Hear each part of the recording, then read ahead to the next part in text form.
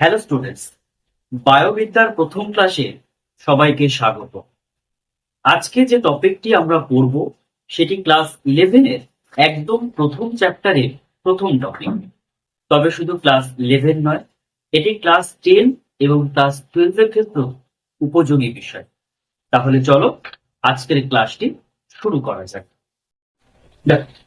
Bio শব্দের অর্থ আমরা সবাই জানি কি না, লাইফ, বা যেটাকে আমরা বাংলায় বলবো জীব বা জীবন।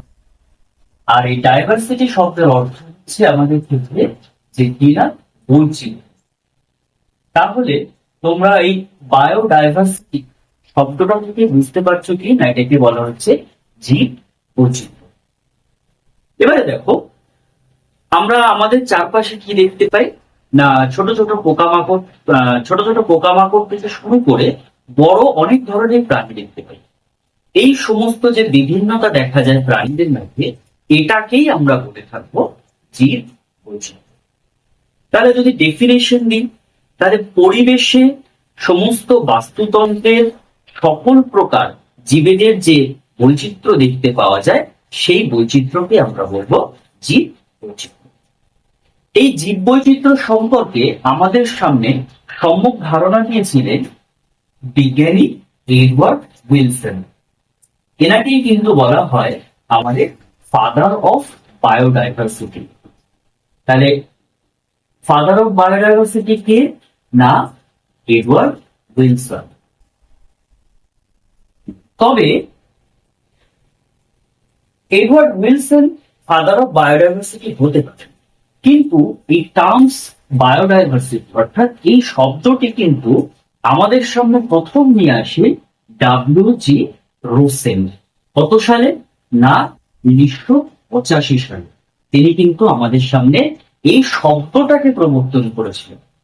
এডওয়ার্ড উইলসন বায়োডাইভার্সিটি সম্পর্কে সম্যক ধারণা দিয়েছিলেন, কিন্তু বিজ্ঞানী ডাব্লিউ.জি. রোসেন 1985 সালে এই বায়োডাইভার্সিটি শব্দটাকে আমাদের সামনে নিয়ে আসেন।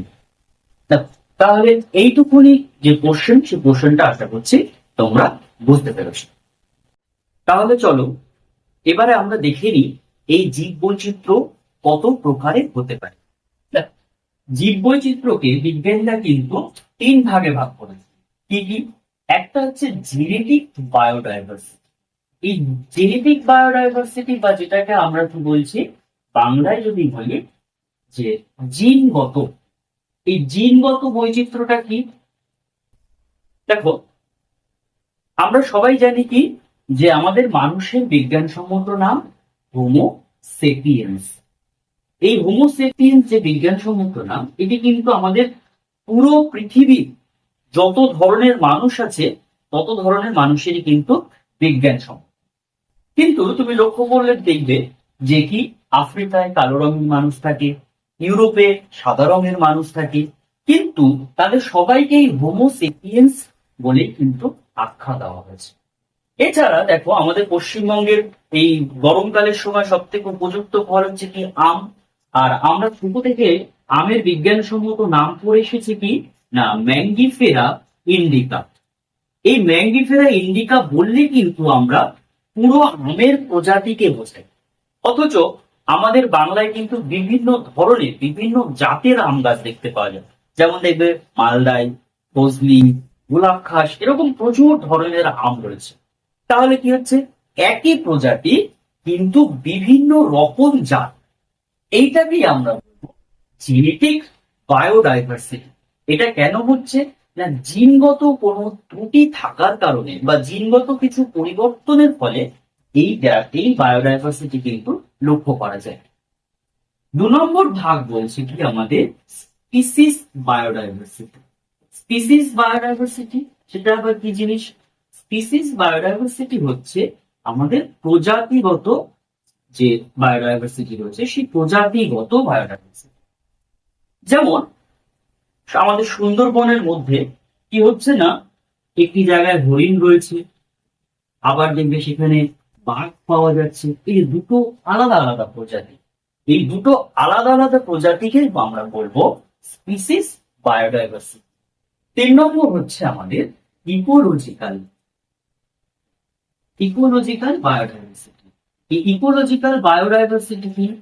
দেখবে আমাদের যে ইকোসিস্টেম গুলো রয়েছে, অর্থাৎ বাস্তুতান্ত্রিক বাস্তুতান্ত্রিক যে আমরা পরিবেশটা পাই, একটি ইকোলজিক্যাল বায়োডাইভার্সিটি অর্থাৎ বাস্তুতান্ত্রিক যে বৈচিত্র্য পাই, অর্থাৎ একটি বাস্তুতন্ত্রের মধ্যে যে আমরা বৈচিত্র্য লক্ষ্য করবো সেটাকে আমরা বলবো ইকোলজিক্যাল বায়োডাইভার্সিটি।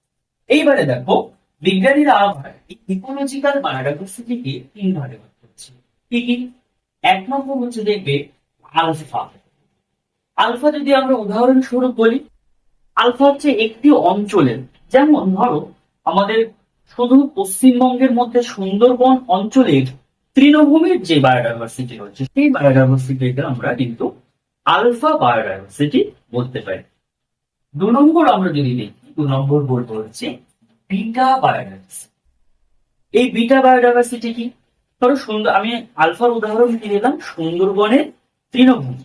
একইভাবে ওই অঞ্চলেরই অর্থাৎ সুন্দরবনের যে জলাভূমি রয়েছে তার যে বায়োডাইভার্সিটি রয়েছে সেটাকে যদি আমি উদাহরণস্বরূপ টানি, তাহলে কি হচ্ছে দেখো, এটা যদি সুন্দরবনের জলজ বাস্তুতন্ত্র হয়, এটা যদি সুন্দরবনের স্থলজ বাস্তুতন্ত্র হয়, এটা ধরো আলফা, এটাও আলফা।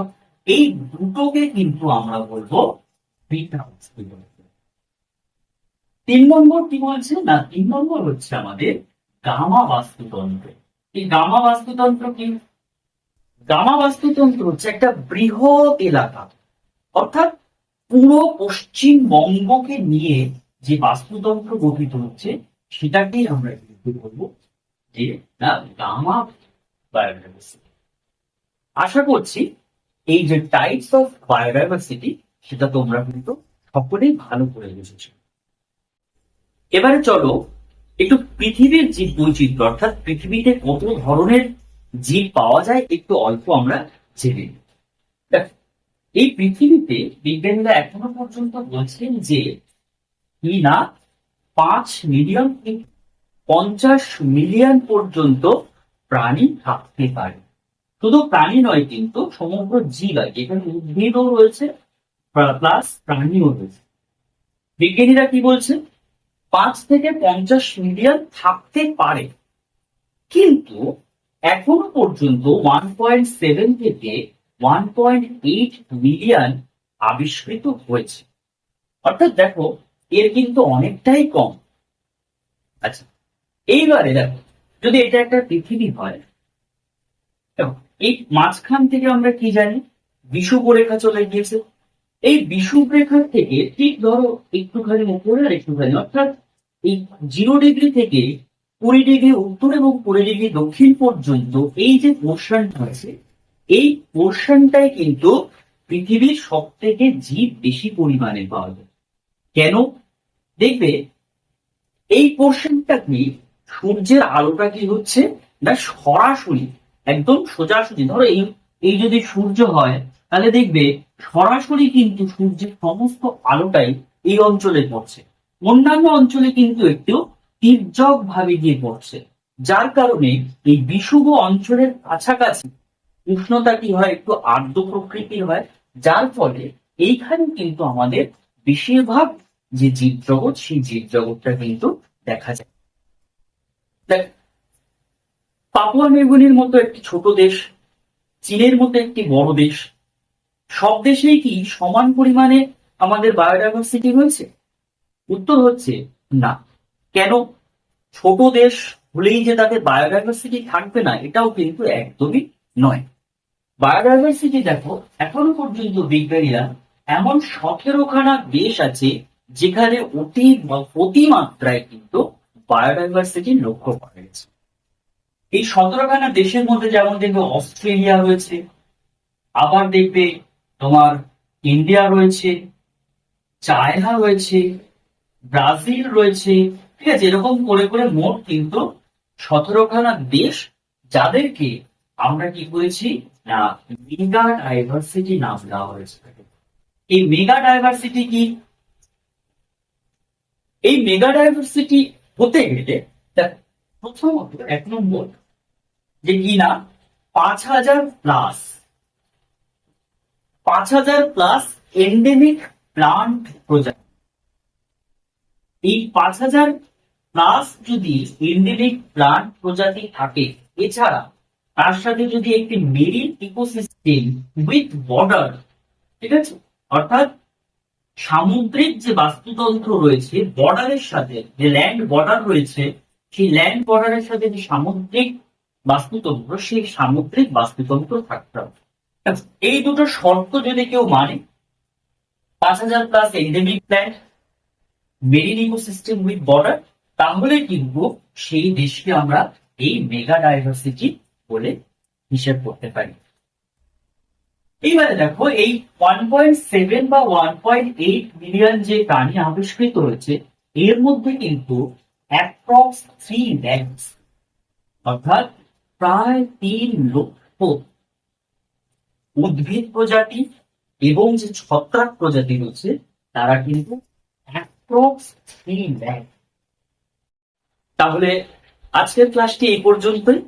পরের দিন আমরা বায়োডাইভার্সিটির ইম্পর্টেন্স, বায়োডাইভার্সিটির ধ্বংস এবং সংরক্ষণের যে উপায়গুলো আছে সেই সমস্ত গুলো আমরা জানব। আশা করছি ক্লাসটি সবারই ভালো লেগেছে। যদি ক্লাসটি ভালো লেগে থাকে তাহলে অবশ্যই করে চ্যানেলটিকে সাবস্ক্রাইব করে নোটিফিকেশন বেলটি অন করে রাখো, পরবর্তী ক্লাস পেতে সুবিধা হবে তাহলে। আর ভিডিওটা দেখে যদি কোনো সমস্যা থাকে সেটা আমাকে কমেন্ট বক্সে জানিও, আমি চেষ্টা করব প্রত্যেকটি সমস্যার সমাধান করে দেওয়ার জন্য। আর যদি এই টপিকের নোটস লাগে সেক্ষেত্রেও আমাকে জানাবে, ডেসক্রিপশন বক্সে আমার নাম্বার দেওয়া থাকবে, সেখান থেকে আমাকে জানালে আমি তোমাদের নোটস গুলোকে প্রোভাইড করে দেবো। তাহলে আজকের ক্লাস এই পর্যন্ত, দেখা হবে পরবর্তী ক্লাসে।